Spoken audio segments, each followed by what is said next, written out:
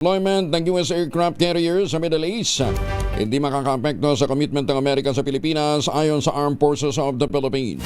Detalye na balita mula kay Edniel Paro sa RH52. Edniel, good morning.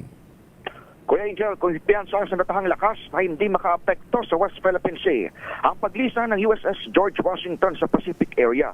Ayon kay retired Rear Admiral Roy Vincent Trinidad, isang special spokesman ngayon ng AFP sa West Philippine Sea, hindi nito mababago ang alyansa ng Estados Unidos at Pilipinas. Sa katunayan, marami na umano sa mga kasadong aktibidad ng Mutual Engagement o Mutual Defense Board, Security Engagement Board na magkaalyado ang naisagawa na ngayong taon.